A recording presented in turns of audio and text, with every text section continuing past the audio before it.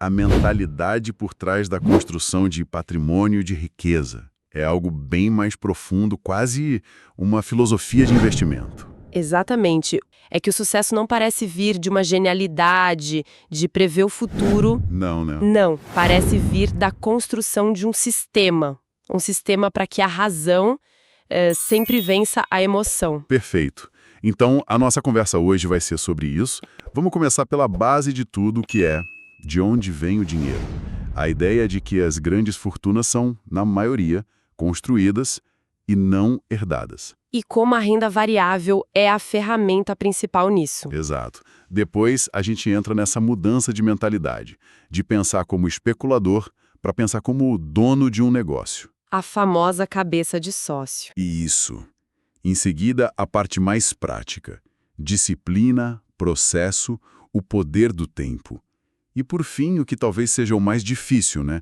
O controle emocional. Como lidar com a volatilidade e com os erros. É uma jornada em tanto. E o primeiro passo, me parece, é entender a natureza do jogo. Certo. E o ponto de partida é muito forte. O material insiste que a maioria das grandes fortunas, elas não foram herdadas. Foram construídas tijolo por tijolo. Sim, essa ideia é central. E o cimento dessa construção quase sempre é o que o material chama de ativos produtivos, principalmente ações. E vale muito a pena a gente parar um pouco nesse termo, ativos produtivos. Sim, o que é isso na prática? Então, parece algo técnico, mas a ideia é muito poderosa e simples. Uma ação não é só um código piscando na tela. Certo. Comprar uma ação do Banco do Brasil, por exemplo, é comprar um pedacinho minúsculo do banco. Você virá sócia de tudo aquilo. Dos prédios, dos caixas eletrônicos, da tecnologia, dos funcionários. É um ativo que está vivo. Exato. Está vivo, trabalhando, gerando lucro, pagando imposto, inserido na economia real. Entendi. Então, a ideia é que o dinheiro não está só rendendo num lugar abstrato. Ele está literalmente trabalhando em algo real, financiando uma empresa de energia, uma varejista. Perfeito. É o completo oposto da mentalidade de cassino, de especulação, que só tenta adivinhar se algo vai subir ou cair amanhã, sem se importar com o que aquilo de fato representa. E a construção de patrimônio, que o material descreve, é um processo, não é um evento.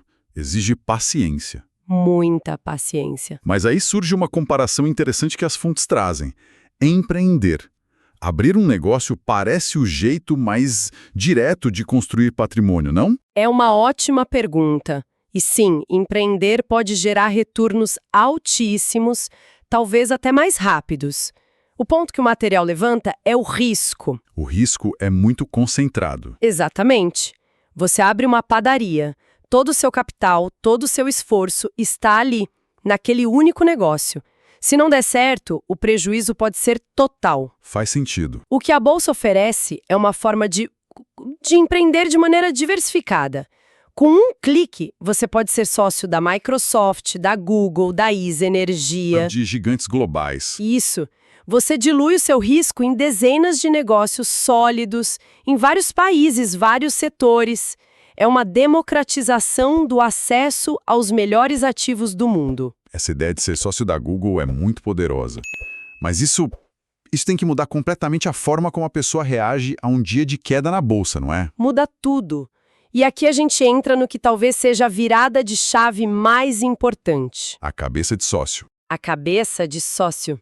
Se você é dono de uma fatia da empresa, o seu foco muda da cotação do dia para a saúde do negócio no longo prazo. A pergunta não é mais subiu hoje. Não. A pergunta passa a ser: a empresa continua vendendo bem, continua inovando, a diretoria é competente? Mas sejamos honestos, é difícil se sentir dono quando se tem, sei lá, 10 ações de uma empresa que vale bilhões. Como é que você faz essa transição mental? É um exercício. Começa com o estudo. Antes de comprar, você lê sobre a empresa, entende o que ela faz, quem são os concorrentes, você acompanha os resultados. E aí, com o tempo, a coisa muda. Com o tempo, você deixa de torcer pelo preço da ação e passa a torcer pela empresa. Quando o Banco do Brasil anuncia um lucro recorde, a sua reação é: que bom, o meu negócio está indo bem. Essa é a virada. E dentro dessa lógica de dono, a diversificação se torna... Fundamental. O material fala em distribuir o capital em diferentes empresas, setores perenes. Sim, setores que tendem a resistir melhor ao tempo. E é interessante que mencionam tanto ações individuais quanto ETFs, que são os fundos de índice. E qual seria a lógica aí? Porque parecem coisas um pouco opostas. É uma ótima observação. Ser sócio de uma empresa específica, como a gente falou, implica uma convicção forte naquele negócio. Já um ETF é uma aposta no mercado como um todo. Você está apostando na corrida, não em um cavalo específico. Exatamente. A estratégia que parece emergir das fontes é uma combinação, um núcleo de convicções em empresas que você estudou a fundo e uma base diversificada em ETFs para capturar o crescimento geral da economia. Faz todo sentido. E as fontes também fazem uma distinção importante. Diversificar não é pulverizar. Ah, sim. Essencial. Qual a diferença na prática? A melhor analogia é a de montar um time de futebol. Diversificar é escolher um bom goleiro, bons zagueiros, meio-campistas, atacantes. Cada um tem uma função. Certo. Pulverizar seria colocar 50 jogadores aleatórios em campo. Você tem um monte de ativos, mas nenhuma estratégia. Os acertos de alguns são diluídos pela mediocridade do resto. Entendi. O objetivo é controlar o risco sem matar o retorno. Perfeito. Ok, então a pessoa montou um portfólio bem pensado. Mas como ela garante que vai seguir o plano mês após mês, ano após ano? Quando a vida acontece, as contas chegam, o mercado assusta. Aí a gente entra na parte da disciplina e do processo. O material é muito claro nisso. Investidores experientes não acordam no dia do pagamento e pensam, onde será que eu vou investir? O processo já está definido. É automático. É quase automático. Eles têm um plano de alocação que diz, por exemplo, 30% do meu aporte vai para ações brasileiras, 30% para ações no exterior e assim por diante. Quando o dinheiro entra, o destino já é conhecido. Então a decisão mais importante não é a de qual ação comprar naquele mês. Não. É a decisão tomada lá atrás de criar e seguir um sistema. Exatamente. Automatizar o processo é uma arma poderosa contra o nosso maior inimigo, nós mesmos. Remove a hesitação. Remove a hesitação, o medo de investir na baixa, a euforia de investir demais na alta. O investimento vira a primeira conta a ser paga, não o que se faz se sobrar dinheiro. E essa consistência precisa de um ingrediente que não se compra: tempo. Tem um dado no material que, nossa, me deixou pensando. Sei qual é. O tempo médio que o Warren Buffett mantém uma ação em carteira é de 11 anos. 11 anos? É impressionante, né? É mais tempo do que muita gente fica no emprego. O que essa estatística realmente nos diz? Nos diz que a criação de riqueza opera numa frequência diferente da do nosso feed de notícias. O mundo grita por imediatismo, mas os juros compostos sussurram no ritmo das décadas. E o motor dessa mágica é o reinvestimento dos ganhos, né? Ah, sim. A ideia é de não gastar os dividendos. Que é a primeira tentação. É a primeira tentação. Para um iniciante, receber os primeiros dividendos parece um prêmio, um dinheiro grátis. Mas isso é quebrar o ciclo. O que o investidor focado no crescimento faz? O oposto.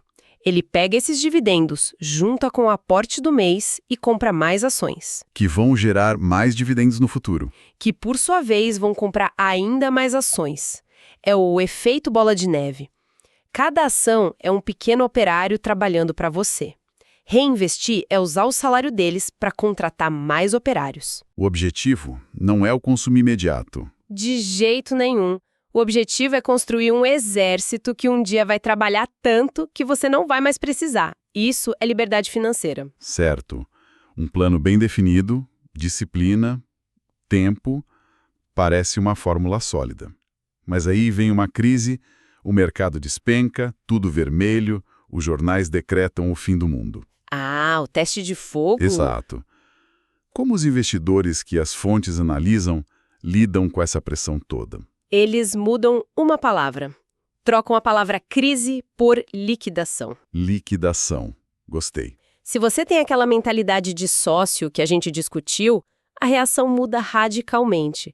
Vamos pegar o exemplo da ISA Energia, uma empresa de transmissão de energia, super sólida. Certo. Se o preço da ação cai 30% por causa de um pânico geral, mas você sabe que as linhas de transmissão continuam lá funcionando, gerando receita, o que aconteceu de fato? O negócio piorou ou o preço ficou mais barato? O preço ficou mais atraente. É uma oportunidade de compra. Exatamente. Para quem tem estratégia e caixa, uma crise é a melhor oportunidade de aumentar a participação em bons negócios, pagando menos. Por isso que dizem que nas crises o dinheiro não some, só muda de mãos. É a mais pura verdade.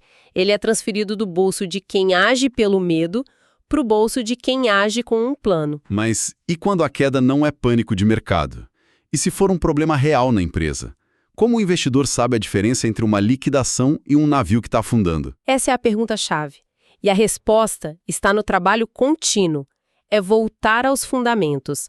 A empresa perdeu relevância, a dívida explodiu, a gestão tomou decisões ruins. Entendi. Se a resposta for sim, talvez seja a hora de vender, mesmo com prejuízo.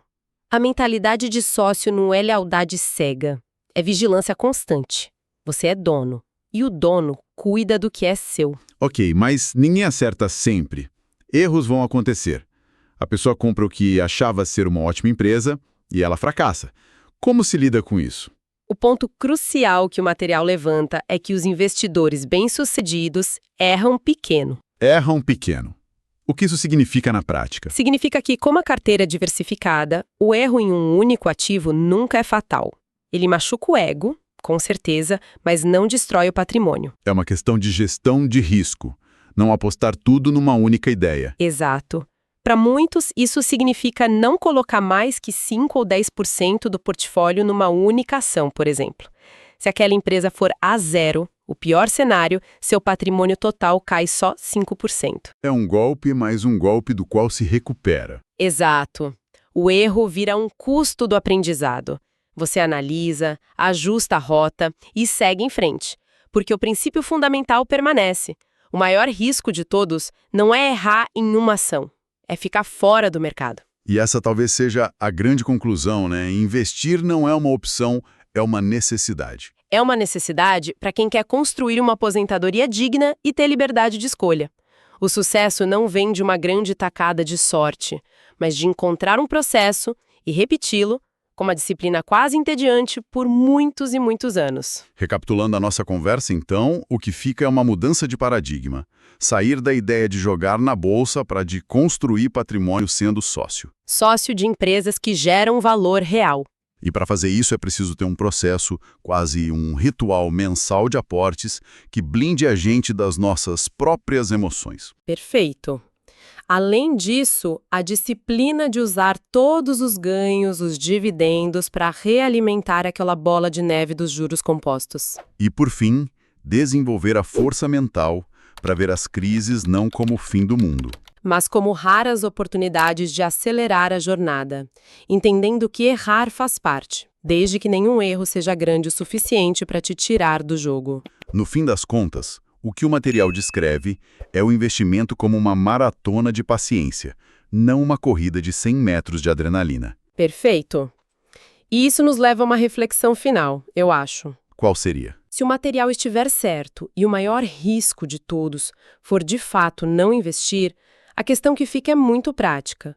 Qual processo pessoal, por mais simples que seja, pode ser criado hoje para ser executado consistentemente ao longo da próxima década? Não importa o que as manchetes digam ou quanto o mercado balance.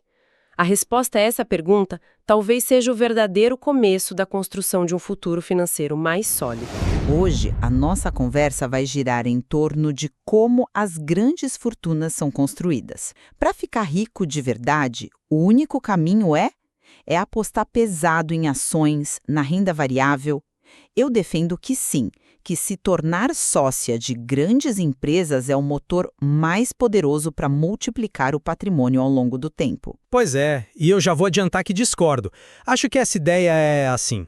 Uma simplificação um pouco perigosa. Ela ignora os riscos gigantescos e, principalmente, o fator humano, né? Para a maioria das pessoas, essa dependência total da bolsa pode ser um caminho para o desastre, não para a riqueza. Mas, veja bem, o ponto é que as fortunas, assim, Elas não caem do céu, elas são construídas. E o caminho é investir em ativos que produzem valor, como ações de empresas como a Microsoft ou o Banco do Brasil, sabe? A fórmula é baseada em 3 pilares: foco total no longo prazo, reinvestir todos os dividendos para fazer aquela bola de neve dos juros compostos crescer e ter estômago para comprar mais nas crises em vez de vender tudo em pânico. Olha, essa fórmula soa muito bem no papel, mas o próprio material que a gente viu admite que o processo exige, e eu cito, disciplina e muito tempo, e que até os melhores erram muito. Falar para não entrar em pânico é fácil, né? A realidade é que a barreira psicológica é imensa. E tem mais. Essa ideia de que no início a concentração faz parte vai contra tudo que se prega sobre diversificação.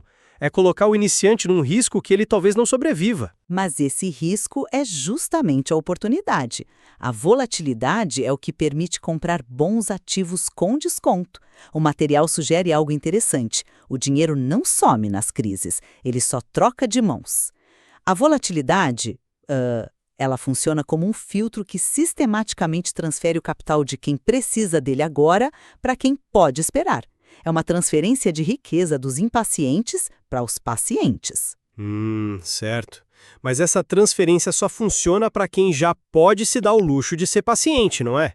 Para quem está começando com pouco, uma crise não é uma oportunidade. É um desastre que pode tirar a pessoa do jogo para sempre.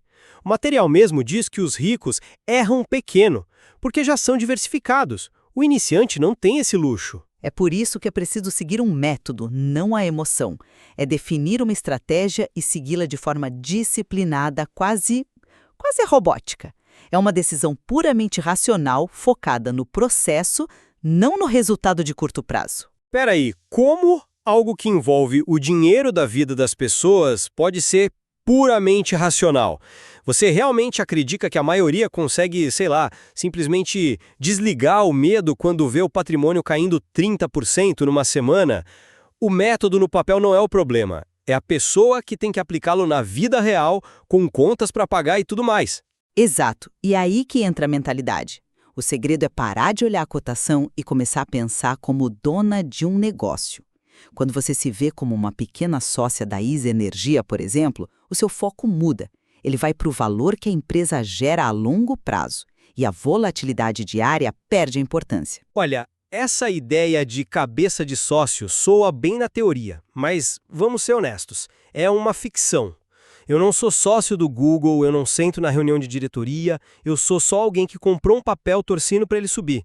A narrativa é bonita, ajuda a manter a calma, talvez, mas não muda a realidade do meu poder, que é zero. O sucesso depende de fatores totalmente fora do meu controle. Mesmo com esses pontos, eu continuo convencida de que participar do crescimento de empresas, através da Bolsa, é a forma mais testada e comprovada de construir patrimônio de verdade. O desafio não é evitar o risco, mas sim gerenciá-lo com disciplina, tempo e a mentalidade correta. E eu mantenho meu ponto. Vender isso como o caminho principal é ignorar os enormes desafios psicológicos e os riscos reais.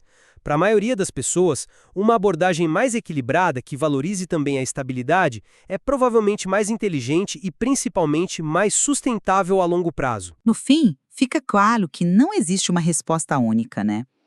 A discussão mostra que construir riqueza depende tanto da estratégia quanto de um profundo autoconhecimento do investidor. Esse estudo não constitui nenhum serviço de análise ou recomendação. Este é um mercado de renda variável, bolsa de valores, onde o risco é inerente, toda e qualquer decisão é de cada investidor. Um abraço e até a próxima!